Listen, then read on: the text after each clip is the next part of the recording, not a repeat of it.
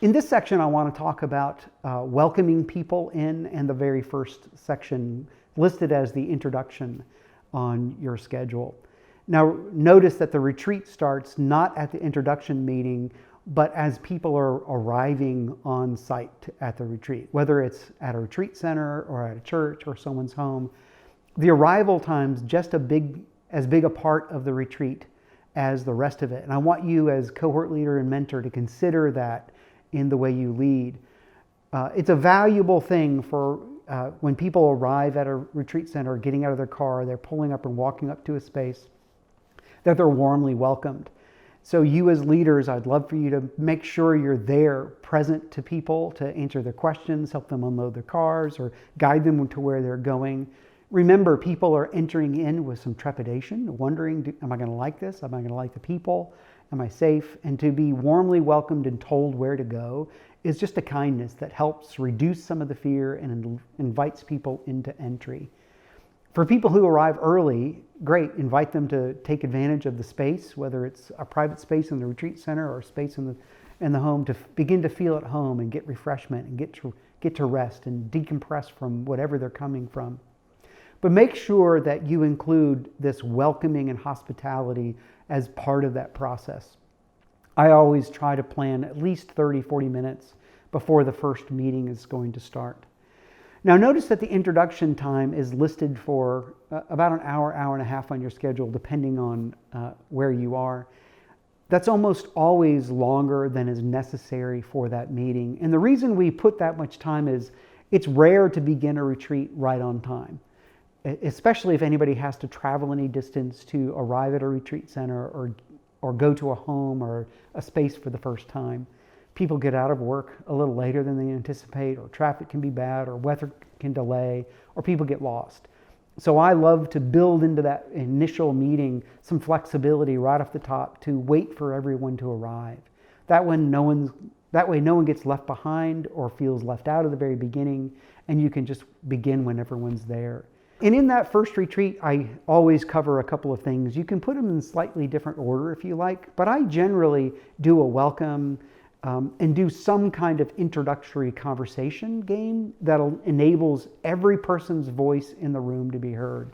And I think whatever game you do, whatever exercise you do, that's my value, is to make sure everyone has presence in the room and says, hey, it's okay for me to talk here.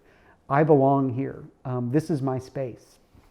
The rooms will always be set up in a circle so that people can be at one level in a room. That's all participants and all mentors and the cohort leader. So design your room that way, and it allows people to say, I belong here on the first level of relationship. The game that we usually play is, hey, what if you could be anywhere in the world for a day and you had $500 to spend, what would you do?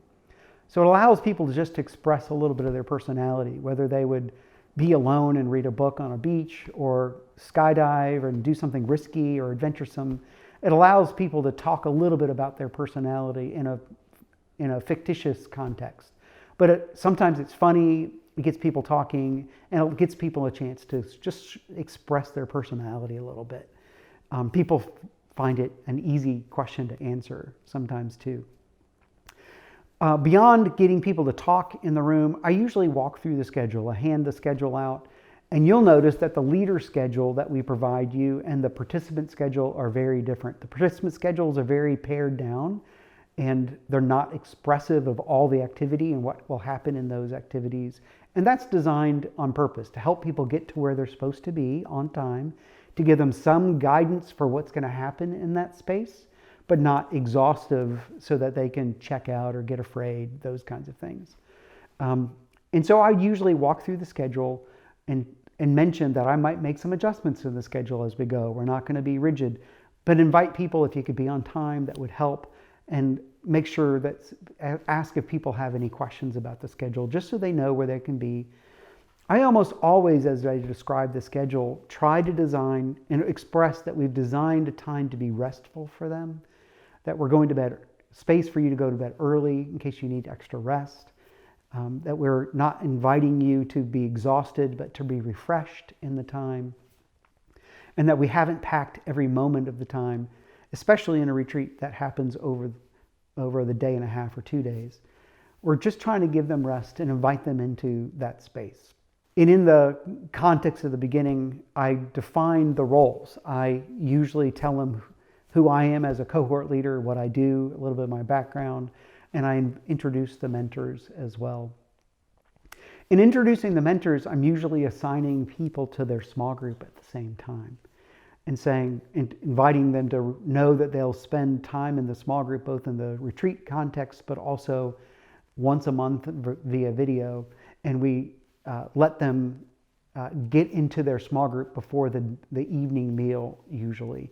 So I send them off tell them who their small group is and who their mentor is, introduce the mentor, be kind in expressing who those mentors are, and then break them off into their first small group experience before the meal. Now, not every small group, especially if you have to cut this time short because people have come late, you can cut this small group before dinner if you'd like to.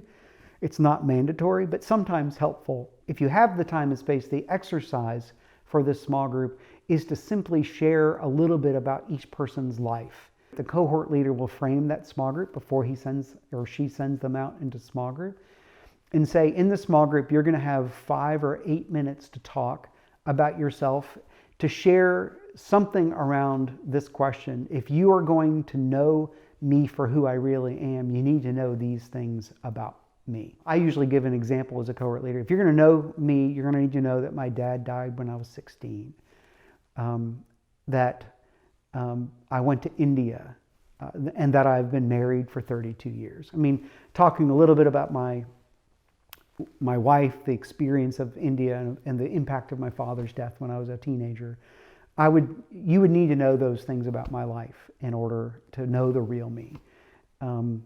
And so it gives people, again, a chance to talk about the elements of their life that are significant or important to them. And as a leader, it gives you an opportunity to let them be in control of that conversation, but usually invite them to some self-disclosure intended to help us know them a little bit better. But that's what that first afternoon is like before the meal. Welcome them in hospitality, invite them into the cohort experience by participating somehow verbally in the first introduction thing so that people can get to know each other as a cohort. Let them know the schedule and the space available for them, and then invite them into their first small group.